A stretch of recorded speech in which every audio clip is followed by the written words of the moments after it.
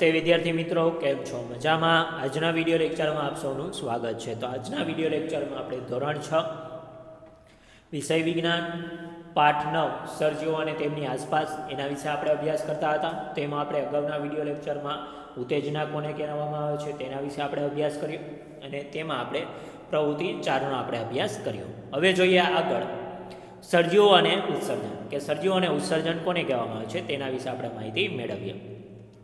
બધા જ સર્જીઓ ખોરાક લે છે. ખાવામાં આવતો બધો જ ખોરાક હકીકતમાં વપરાતો નથી. કે બધા સર્જીઓ શું કરે છે? ખોરાક લે છે અને ખાવામાં આવતો બધો જ ખોરાક છે એ હકીકતમાં વપરાતો નથી, પણ શરીર દ્વારા તેનો કેટલોક જથ્થો વાપરવામાં આવે છે.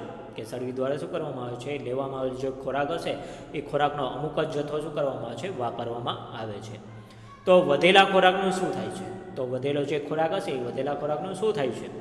તે નકામા કચરા તરીકે શરીરમાંથી દૂર થવો જોઈએ. કે તે નકામા કચરા તરીકે શું થવું જોઈએ? શરીરમાંથી દૂર થવો જોઈએ.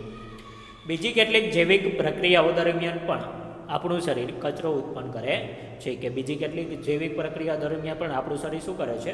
નકામો કચરો ઉત્પન્ન કરે છે. સર્જીઓ દ્વારા કચરાનો ત્યાગ કરવાની આ પ્રક્રિયા ઉત્સર્જન તરીકે ઓળખાય છે. કે સર્જીઓ દ્વારા નકામો કચરો ત્યાગ કરવાની જે આ પ્રક્રિયા થાય છે એ ત્યાગ કરવાની પ્રક્રિયાને શું કહેવામાં આવે છે? ઉત્સર્જન તરીકે ઓળખવામાં આવે છે. એટલે કે સર્જીઓ દ્વારા નકામો કચરો બહાર કાઢવાની અથવા તો ત્યાગ કરવાની પ્રક્રિયાને ઉત્સર્જન કહેવામાં આવે છે. શું વનસ્પતિ પણ ઉત્સર્જન કરે છે? હા, તેઓ પણ ઉત્સર્જન કરે છે. જો કે વનસ્પતિમાં આ પદ્ધતિ થોડીક અલગ હોય છે. કે વનસ્પતિ ઉત્સર્જન કરે છે તો હા, વનસ્પતિ પણ ઉત્સર્જન કરે છે અને આ જે ઉત્સર્જનની પ્રક્રિયા છે એ વનસ્પતિમાં થોડીક અલગ હોય છે. વનસ્પતિમાં પણ કેટલાક નુકસાનકારક અને ઝેરી દ્રવ્યો કચરા તરીકે ઉત્પન્ન થાય છે. કે વનસ્પતિ હશે તો એ વનસ્પતિમાં કેટલાક નુકસાનકારક અને જૈવિક દ્રવ્યો પણ શું થાય છે? કચરા તરીકે ઉત્પન્ન થાય છે. કેટલીક વનસ્પતિઓમાં નકામા કચરાનો સંગ્રહ વનસ્પતિના જે ભાગ તરીકે તથા વનસ્પતિને નુકસાન ન થાય તે રીતે શક્ય બને છે. કે કેટલીક વનસ્પતિઓમાં જે નકામા કચરાનો સંગ્રહ છે એ નકામા કચરાનો સંગ્રહ વનસ્પતિના જ ભાગ તરીકે તથા વનસ્પતિને નુકસાન ન થાય તે રીતે શક્ય બને છે. કેટલીક વનસ્પતિઓ સ્ત્રાવ સ્વરૂપે નકામા કચરાને દૂર કરે છે. કે કેટલીક વનસ્પતિઓ એવી હોય છે કે જે સ્ત્રાવ સ્વરૂપે શું કરે છે? નકામા કચરાનો ત્યાગ કરે છે અથવા તો નકામા કચરાને દૂર કરે છે. આમ તમામ સર્જીઓ સામાન્ય રીતે જોવા મળતું એક લક્ષણ ઉત્સર્જન છે. એટલે કે તમામ સર્જીઓમાં સામાન્ય રીતે જોવા મળતું એક લક્ષણ કયું છે? ઉત્સર્જન છે. એટલે કે દરેક સર્જીઓમાં સામાન્ય રીતે જોવા મળતું એક લક્ષણ ઉત્સર્જન છે. શું દરેક સર્જીવ તેમના જેવો જ સર્જીવ ઉત્પન્ન કરે છે? કે શું દરેક સર્જીવ છે એ તેમના જેવો જ સર્જીવ ઉત્પન્ન કરે છે? શું તમે ક્યારેક કબૂતર જેવા જ કોઈ પક્ષીના માળા જોયા છે? કે શું તમે ક્યારેક કબૂતર જેવા કોઈ પક્ષીઓના માળા જોયા છે? ઘણા પક્ષીઓ માળામાં તેમના ઈંડા મૂકે છે. કે ઘણા પક્ષીઓ શું કરે છે? પોતાનો જે માળો હશે તેમના માળામાં તેમના ઈંડા મૂકે છે. કેટલાક ઈંડાનું સેવન થઈ અને તેમાંથી બચ્ચા બહાર આવે છે. કે કેટલાક ઈંડાનું સેવન થઈ અને તેમાં શું થાય છે? બચ્ચા બહાર આવે છે. કે જે તમે આકૃતિ 9.13માં જોઈ શકો છો. કે આકૃતિ 9.13માં પક્ષી આકૃતિ એમાં આપણને આપેલું છે કે પક્ષીઓ ઈંડા મૂકે છે અને જેમનું સેવન થઈ અને તેમનાથી આકૃતિ બીમાં તમે જોઈ શકો છો કે બચ્ચા બહાર આવે છે. એટલે કે કેટલાક ઈંડાઓનું સેવન થઈ અને તેમાંથી શું થાય છે? બચ્ચા બહાર આવે છે. કે જે તમે આકૃતિ 9.13માં જોઈ શકો છો. કે આકૃતિ 9.13 એમાં આપેલું છે કે પક્ષીઓ ઈંડા મૂકે છે અને તેનું સેવન થઈ અને શું થાય છે? આકૃતિ બીમાં તેમાંથી બચ્ચાઓ બહાર આવે છે. પ્રાણીઓ તેમના જેવો જ સર્જીવ ઉત્પન્ન કરે છે. કે પ્રાણીઓ છે એ પ્રાણીઓ શું કરે છે? તેમના જેવો જ એક સર્જીવ ઉત્પન્ન કરે છે. પ્રજનનનો પ્રકાર કદાચ વિવિધ પ્રાણીઓમાં જુદો જુદો હોઈ શકે છે. કે પ્રજનનનો આ જે પ્રકાર છે એ કદાચ વિવિધ પ્રાણીઓમાં કેવો હોઈ શકે છે? જુદો જુદો હોઈ શકે છે. કેટલાક પ્રાણીઓ તેમના બચ્ચાને ઈંડા દ્વારા ઉત્પન્ન કરે છે. કેટલાક પ્રાણીઓ બચ્ચાને જન્મ આપે છે. કે કેટલાક પ્રાણીઓ છે એ પ્રાણીઓ તેમના બચ્ચાને ઈંડા સ્વરૂપે જન્મ આપે છે. એટલે કે ઈંડા દ્વારા ઉત્પન્ન કરે છે. અને જ્યારે કેટલાક પ્રાણીઓ છે એ બચ્ચાને જન્મ આપે છે. કે જે તમે આકૃતિ 9.14માં જોઈ શકો છો. કે કેટલાક પ્રાણીઓ છે એ તેમના બચ્ચાને ઈંડા દ્વારા ઉત્પન્ન કરે છે, જ્યારે કેટલાક પ્રાણીઓ તેમના બચ્ચાને જન્મ આપે છે. કે જે તમે આકૃતિ 9.14માં જોઈ શકો છો. કે કેટલાક એવા પ્રાણીઓ છે કે જે બચ્ચાને શું કરે છે? જન્મ આપે છે. વનસ્પતિ પણ પ્રજનન કરે છે. પ્રાણીઓની જેમ વનસ્પતિઓ પ્રજનનની પદ્ધતિઓને લઈને જુદી પડે છે. કે વનસ્પતિ પણ શું કરે છે? વનસ્પતિ પણ પ્રજનન કરે છે.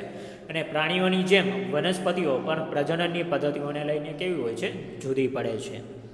ઘણી વનસ્પતિઓ બીજ દ્વારા પ્રજનન કરે છે, તો ઘણી વનસ્પતિઓ એવી હોય છે કે બીજ વગર પણ શું કરે છે, પ્રજનન કરે છે, એટલે કે બીજ વગર પણ તેઓ નવા છોડને ઉત્પન્ન કરે છે. એટલે કે ઘણી વનસ્પતિઓ બીજ દ્વારા પ્રજનન કરે છે અને વનસ્પતિ બીજ ઉત્પન્ન કરે છે, કે ઘણી વનસ્પતિઓ બીજ દ્વારા પ્રજનન કરે છે અને વનસ્પતિ બીજ ઉત્પન્ન કરે છે, જે અંકુરિત થઈ અને નવા છોડમાં વિકસિત થાય છે. એટલે કે જે અંકુરિત એટલે કે ફૂટી અને નવા છોડમાં વિકાસ પામે છે, એટલે કે વિકસિત થાય છે, કે જે તમે આકૃતિ 9.15માં જોઈ શકો છો. કે આકૃતિ 9.15માં આપણને આપેલું છે કે વનસ્પતિનું બીજ નવા છોડને શું કરે છે, અંકુરિત કરે છે. એટલે કે વનસ્પતિનું જે બીજ હશે એ નવા છોડને અંકુરિત એટલે કે નવા છોડનો વિકાસ પામે છે, એટલે કે વિકસે છે. કેટલીક વનસ્પતિઓ બીજ સિવાયના ભાગમાંથી પણ ફરી ઉત્પન્ન થઈ શકે છે, કે કેટલીક વનસ્પતિઓ એવી હોય છે કે બીજ સિવાયના ભાગમાંથી પણ શું કરી શકે છે, ફરી ઉત્પન્ન થઈ શકે છે. જેમ કે પ્રાંકુર સાથેનું બટાકું નવા છોડને ઉત્પન્ન કરી શકે છે, કે જેમ કે આપણે જોઈએ કે પ્રાંકુર સાથેનું જે બટાકું છે એ બટાકું નવા છોડને શું કરી શકે છે, ઉત્પન્ન કરી શકે છે, કે જેમાં બીજ દ્વારા જ પ્રજનન થતું નથી. કે ત્યારે કેટલીક વનસ્પતિઓ બીજ દ્વારા પ્રજનન કરે છે અને વનસ્પતિ બીજ ઉત્પન્ન કરી અને શું થશે, તેમાંથી અંકુરિત થઈ અને નવા છોડનો વિકાસ થાય છે. પરંતુ કેટલીક વનસ્પતિઓ એવી હોય છે બીજ સિવાયના ભાગમાંથી પણ શું થઈ શકે છે, ઉત્પન્ન થઈ શકે છે. જેમ કે પ્રાંકુર સાથેનું જે બટાકું છે એ બટાકું નવા છોડને શું કરી શકે છે, ઉત્પન્ન કરી શકે છે, કે જે તમે આકૃતિ 9.16માં જોઈ શકો છો. કે આકૃતિ 9.16માં આપણને આપેલું છે કે બટાકાના પ્રાંકુરમાંથી નવા છોડની ઉત્પત્તિ થાય છે. કે બટાકું આપણે હોય તો બટાકાના પ્રાંકુર સાથે જો એને વાવી દેવામાં આવે તો એમાંથી જ નવા છોડની ઉત્પત્તિ થાય છે. શું બધા જ સળીઓ હલનચલન કરે છે, કે શું બધા જ પ્રકારના જે સળીઓ છે એ હલનચલન કરે છે? સળીઓના હલનચલનની વિવિધ રીતો વિશે આપણે પ્રકરણ 8માં ચર્ચા કરી છે. કે સળીઓના હલનચલન જે વિવિધ રીતો છે એ વિવિધ રીતો વિશે આપણે પ્રકરણ એટલે કે પાઠ 8માં ચર્ચા કરી ગયા છીએ. તેઓ એક સ્થળેથી બીજા સ્થળે જાય છે અને બીજા શારીરિક હલનચલન પણ દર્શાવે છે. કે તેઓ એક સ્થળેથી શું થાય છે, બીજા સ્થળે જાય છે અને બીજા શારીરિક હલનચલન પણ દર્શાવે છે. વનસ્પતિ માટે શું કહેશું? કે વનસ્પતિ માટે આપણે શું કહી શકીએ છીએ, કે શું તેઓ પણ હલનચલન કરે છે? કે વનસ્પતિ છે એ વનસ્પતિ પણ હલનચલન કરે છે. સામાન્ય રીતે વનસ્પતિઓ મૂળ વડે જમીન સાથે જકડાયેલી હોય છે. કે સામાન્ય રીતે વનસ્પતિઓ છે એ વનસ્પતિઓ મૂળ દ્વારા શું કરાયેલી હોય છે, જમીન સાથે જકડાયેલી હોય છે. માટે તે એક સ્થળેથી બીજા સ્થળ સુધી સ્થાનાંતર કરતી નથી. એટલે કે માટે વનસ્પતિ છે એ એક સ્થળેથી બીજા સ્થળ સુધી સ્થાનાંતર કરી શકતી નથી.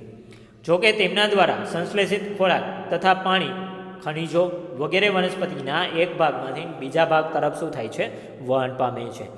એટલે કે આપણે આગળ જોઈએ કે જોકે તેમના દ્વારા જે સંશ્લેષિત એટલે કે તેના દ્વારા જે સંશ્લેષિત થયેલો ખોરાક, પાણી કે ખનિજો હશે એ વગેરે વનસ્પતિના એક ભાગથી બીજા ભાગ તરફ શું થાય છે, વહન પામે છે. એટલે કે એક ભાગથી બીજા ભાગ તરફ જાય છે.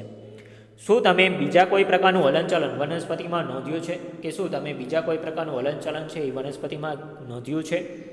પુષ્પનું ખીલવું અને બંધ થવું તમને યાદ છે ને, કે કઈ રીતે અમુક વનસ્પતિ ઉત્તેજનાને પ્રતિભાવ આપે છે? કે પુષ્પનું ખીલવું અને બંધ થવું. આ ઉપરાંત તમને યાદ છે ને કે અમુક વનસ્પતિઓ ઉત્તેજનાને શું આપે છે, પ્રતિભાવ આપે છે. જોકે આપણી પાસે હલનચલન કરતી હોય તેવી નિર્જીવ વસ્તુઓ પણ છે. કે જો કે આપણી પાસે હલનચલન ન કરતી હોય એટલે કે હલનચલન કરતી હોય તેવી નિર્જીવ વસ્તુઓ પણ છે. બસ, ગાડી, કારના નાના ટુકડા, વાદળ વગેરે. શું આ હલનચલનમાં સજીવોના હલનચલન કરતાં કોઈ ફેરફાર છે? કે આપણી પાસે એવા પણ હલનચલન કરતી હોય તેવી નિર્જીવ વસ્તુઓના ઉદાહરણ છે, જેમ કે બસ, ગાડી, કાગળના નાનકડા ટુકડા, વાદળ વગેરે. કે આ બધા જ હલનચલનમાં સજીવોના હલનચલન કરતાં કોઈ ફેરફાર છે? તો હા. કે સજીવો પોતાની જાતે હલનચલન કરીને એક જગ્યાએથી બીજી જગ્યાએ સ્થાનાંતર કરે છે, પરંતુ આ જે બધા ઉદાહરણો છે કે જે પોતાની જાતે હલનચલન કરી શકતા નથી. એટલે કે સજીવોમાં પુષ્કળ વિવિધતાઓ છે. કે સજીવો છે એ સજીવોમાં પુષ્કળ પ્રમાણમાં વિવિધતાઓ છે. પરંતુ આપણે ચર્ચા કરી તે મુજબ તેમાંના દરેક કેટલાક સમાન લક્ષણો ધરાવે છે. કે આપણે આગળ ચર્ચા કરી તે મુજબ દરેક સજીવ છે એ દરેક કેટલાક સમાન લક્ષણો ધરાવે છે. સજીવો મૃત્યુ પામે છે એ પણ તેમનું એક લક્ષણ જ છે. કે બધા જ સજીવો છે એટલે કે દરેક સજીવ છે એ મૃત્યુ પામે છે એ પણ એક સજીવનું શું છે, એક લક્ષણ જ છે. સજીવો મૃત્યુ પામતા હોવાથી પોતાના જેવા જ સજીવોની ઉત્પત્તિ દ્વારા તેઓ પોતાની જાતિને હજારો વર્ષો સુધી શું કરે છે, ટકાવી રાખી શકે છે કે સર્જીવો છે એ મૃત્યુ પામે છે એ પણ શું છે એક સર્જીવનું એક અગત્યનું લક્ષણ જ છે. સર્જીવો મૃત્યુ પામતા હોવાથી પોતાના જેવા જ સર્જીવોની ઉત્પત્તિ દ્વારા તેઓ પોતાની જાતિને હજારો વર્ષો સુધી શું કરે છે ટકાવી રાખી શકે છે. કોઈ એક સર્જીવ ક્યારેય અન્ય કોઈ સર્જીવ ઉત્પન્ન કર્યા વગર પણ મૃત્યુ પામી શકે છે કે કોઈ પણ સર્જીવ છે એ કોઈ એક સર્જીવ ક્યારે અન્ય કોઈ સર્જીવ ઉત્પન્ન કર્યા વગર પણ મૃત્યુ પામી શકે છે, પરંતુ પ્રજનન થાય તો જ તે પ્રકારના સર્જીવોનું અસ્તિત્વ ટકી શકે છે. કે ક્યારેક એવું બની શકે છે કે કોઈ એક સર્જીવ છે એ ક્યારેય એક અન્ય સર્જીવને ઉત્પન્ન કર્યા વગર પણ શું કરી શકે છે મૃત્યુ પામી શકે છે, પરંતુ પ્રજનન થાય તો જ તે પ્રકારના સર્જીવનું શું થાય છે અસ્તિત્વ ટકી શકે છે. આપણે જોયું કે દરેક સર્જીવોમાં કેટલાક સામાન્ય લક્ષણો હોય છે. તે બધા જ ખોરાકની જરૂરિયાત લક્ષણ શ્વસન, ઉત્સર્જન, પ્રતિચાર, પ્રજનન, હલનચલન તથા મૃત્યુ દર્શાવે છે. કે આપણે અહીંયા એ જોયું કે દરેક સર્જીવોમાં કેટલાક સામાન્ય લક્ષણો હોય છે. તે બધા જ ખોરાકની જરૂરિયાત, શ્વસન, ઉત્સર્જન, પ્રતિચાર, પ્રજનન, હલનચલન તથા મૃત્યુ દર્શાવે છે. તો જીવન શું છે? તો ઘઉંના કોથળામાં તમારો હાથ છેક ઊંડે સુધી નાખો. કે જીવન શું છે તેના વિશે આપણે માહિતી મેળવીએ. તો શું કે ઘઉંના કોથળામાં તમારો હાથ છે છેક ઊંડે સુધી નાખો. શું અંદર તમને ઉફાળું લાગ્યું? કે શું તમને અંદર જ્યારે ઘઉંના કોથળામાં આપણે ઊંડે સુધી હાથ નાખીએ છીએ તો તમને એમાં અંદર ઉફાળું લાગ્યું? ઘઉંના કોથળાની અંદર થોડી ગરમી પેદા થાય છે. કે ઘઉંનો જે કોથળો હોય ઘઉંના કોથળાની અંદર શું થાય છે થોડી ગરમી ઉત્પન્ન થાય છે, એટલે કે ગરમી પેદા થાય છે. દાણાઓ શ્વસન કરે છે અને આ પ્રક્રિયા દરમિયાન તે થોડીક ગરમીનો ત્યાગ કરે છે. કે દાણાઓ છે દાણાઓ શ્વસન કરે છે અને આ પ્રક્રિયા દરમિયાન તે થોડીક ગરમીનો શું કરે છે ત્યાગ કરે છે. એટલે કે દાણાઓ શ્વસન કરે છે અને શ્વસનની પ્રક્રિયા દરમિયાન તે શું કરે છે થોડીક ગરમીનો ત્યાગ કરે છે.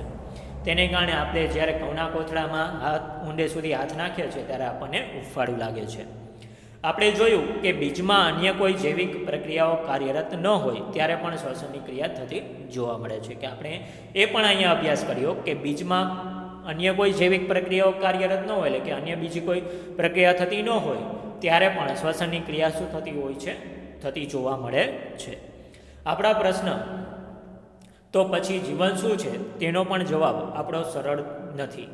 કે આપણો પ્રશ્ન તો પછી જીવન શું છે તેનો જવાબ આપવો સરળ નથી. જો કે આપણી આસપાસના તમામ વિવિધતાસભર સર્જીવોને જોતા એવું તારણ કાઢી શકાય છે કે જીવન કેવું છે સુંદર છે. કે આપણો પ્રશ્ન એવો છે કે તો પછી જીવન શું છે તેનો જવાબ આપવો એટલો સરળ નથી. જો કે આપણી આસપાસના તમામ વિવિધતાસભર સર્જીવોને જોતા એવું આપણે તારણ કાઢી શકીએ છીએ કે જીવન કેવું છે જીવન સુંદર છે. તો અહીંયા આપણે પાઠ 9 સર્જીવો અને તેમની આસપાસ પૂર્ણ કરીએ છીએ. આવતા વિડીયો લેક્ચરમાં આપણે આગળના પાઠનો અભ્યાસ કરીશું. તો ત્યાં સુધી દરેક વિદ્યાર્થી મિત્રને જય હિન્દ, જય ભારત.